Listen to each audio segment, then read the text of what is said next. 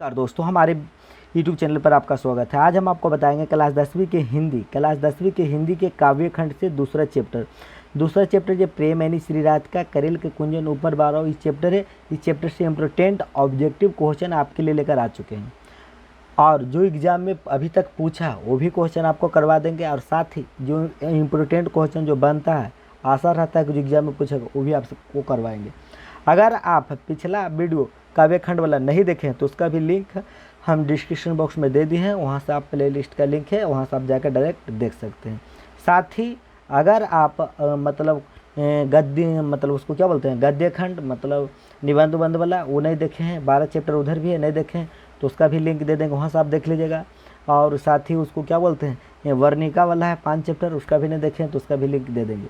लेकिन पहले वीडियो देख लीजिए, फिर बाकी से आपको देखने की इच्छा रहे तो सब देख लीजिएगा। ठीक, चलिए स्टार्ट करते हैं। देखते हैं पहला क्वेश्चन क्या है।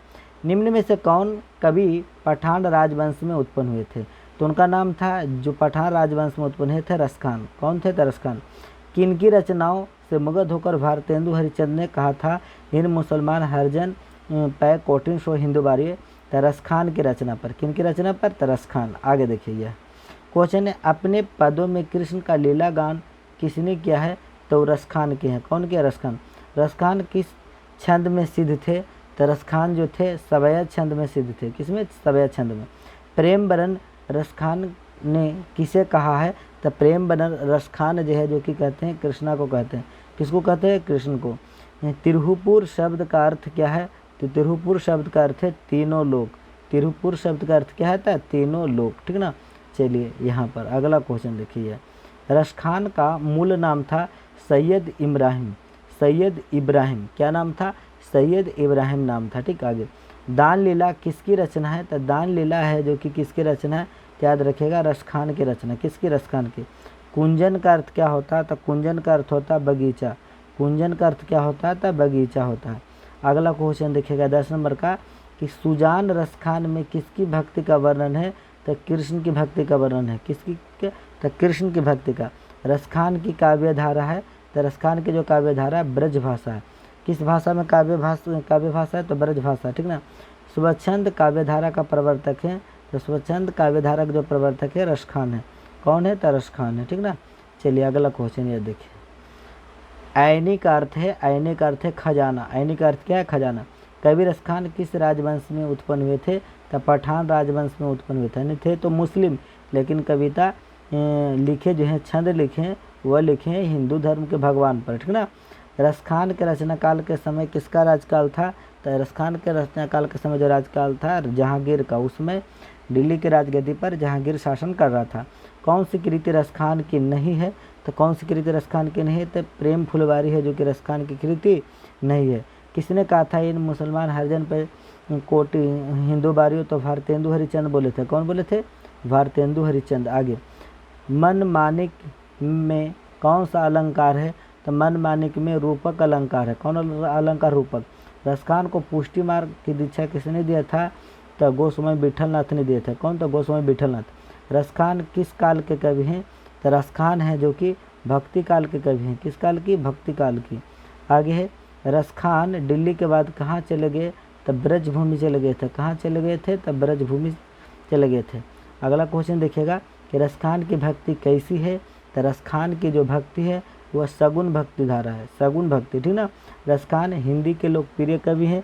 तो रसखान जो हिंदी के लोकप्रिय कवि हैं, जातीय लोकप्रिय कवि। आगे स्वामी विठलनाथ रसखान को कहाँ दीक्षा दिए थे? तो स्वामी विठलनाथ तो रसखान को दीक्षा दिए थे पुष्टि मार्ग में। कौन मार्ग में दिए थे? तो पुष्टि मार्ग में दीक्षा दिए थे। अगला क्वेश्चन है, रसखान ने श्री कृष्ण का लीला गान किसमें किया है? तो रसखान ने श्री कृष्ण का जो लीला गान किया है सेवैया में किया है। किसमें किया है? तो सेवैया में किया है। आधुनिक काल के साहित्यकार हैं, आधुनिक काल के जो साहित्यकार हैं वह भारतेंदु हरिश्चंद्र हैं। कौन है? तो भारतेंदु हरिश्चंद्र। प्रेम वरण का अर्थ क्या होता है? तो प्रेम वरण का अर्थ होता है प्रेम के रंग। प्रेम वरण का अर्थ होता है प्रेम के रंग। ठीक ना। अगला क्वेश्चन है, माली मालिन कौन सा समास है? तो माली मालिन जो समास है द्वंद्व समास है। कौन समास है? द्वंद्व। डॉक्टर विजेंद्र के अनुसार रसखान की मृत्यु कब हुई? तो रसखान की जो मृत्यु हुआ था 1618 में। कब? तो 1618 में। रसखान का जन्म कब हुआ था? तो रसखान का जो जन्म हुआ था 1533 में हुआ था। कब? था 1533 में। अगला क्वेश्चन है 252 वार्ता के आधार पर रस खान का जन्म कहाँ हुआ था? तो रस खान का जो जन्म हुआ था वह दिल्ली में हुआ था। कहाँ? दिल्ली में। प्रेम एनिसी राधिका में कितने दोहे संकलित हैं? तो प्रेम एनिसी राधिका में है जो कि 4 दोहा संकलित है। कितना? 4 दोहा। करेल के कुंजन ऊपर वारों के अंतर्गत कितने सवैया संकलित है? तो इसमें मात्र 1 सवैया संकलित है। कितना? 1 सवैया। दान लीला में कितने छंद संकलित है? तो दान लीला में 11 छंद संकलित है। कितना? 11। ठीक। अगला क्वेश्चन देखिएगा, राधा कृष्ण संवाद को किस पद्य प्रबंध में संकलित किया गया है? तो राधा कृष्ण संवाद को संकलित जो किया गया है वह दान लीला में किया गया। किसमें? दान लीला में। माली मालिन किसे कहा गया? तो राधा कृष्ण को माली मालिन कहा गया।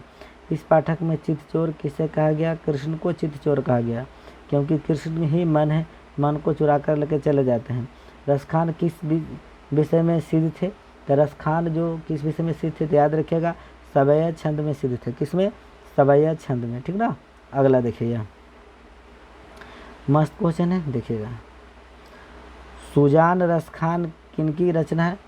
तो सुजान रसखान जो रचना है वह किनकी रचना है? तो याद रखिएगा, रसखान की रचना है। सवैया छंद के सिद्ध कवि कौन है? तो रसखान है। कौन? तो रसखान है। संप्रदाय मुक्त कृष्ण भक्त कवि कौन थे? तो रसखान थे। कौन थे? तो रसखान थे, क्योंकि कोई धर्म को नहीं मानते थे और कृष्ण भक्ति पर रचना करते थे ना, मेन रूप से। तो इसी को बोलते संप्रदाय मुक्त। रसखान की कृति है, तो रसखान की जो कृति मतलब रचना कौन है? तो प्रेम वाटिका रसखान लिखे हैं। ठीक ना। प्रीतम नंद किशोर जा दिन ते नैनी लगे मन पावन चित्तचोर पलक कोट नहीं कर सके। यह पंक्ति किस कविता की है? तो यह पंक्ति प्रेम एनिसी राधिका की है। किसकी है? तो प्रेम एनिसी राधिका की है। चलिए अगला क्वेश्चन देखिएगा। ठीक ना। यह कवि रसखान किसके परम भक्त हैं? तो कृष्ण के परम भक्त हैं। कवि रसखान किसके परम भक्त हैं? तो कृष्ण के परम भक्त हैं। प्रेम एनिसी राधिका शीर्षक छंद किस ग्रंथ से संकलित है? तो यह जो है जो कि रसखान रचनावली से संकलित है। किससे? तो रसखान रचनावली से संकलित है। तो आपको इस चैप्टर से 45 इम्पोर्टेंट ऑब्जेक्टिव क्वेश्चन बताया और जो एग्जाम में पूछा था वो भी हम आपको बताए हैं। ठीक ना। तो अगर आप शुरू से लेकर अंत तक वीडियो देखें तो आपको तो एक क्वेश्चन का जवाब ज़रूर याद होगा। अगर आपको एक क्वेश्चन का वो जवाब याद है तो उसका कमेंट बॉक्स में ज़रूर कमेंट करके बताइएगा। आपसे पूछ रहे हैं ज़रूर बताइएगा और अपना नाम भी ज़रूर लिख दीजिएगा। क्वेश्चन है, ऐनी का अर्थ क्या होता है? अयनी, ऐनी का अर्थ क्या होता है? ज़रूर इसका जवाब कमेंट बॉक्स में ज़रूर दीजिएगा। ठीक।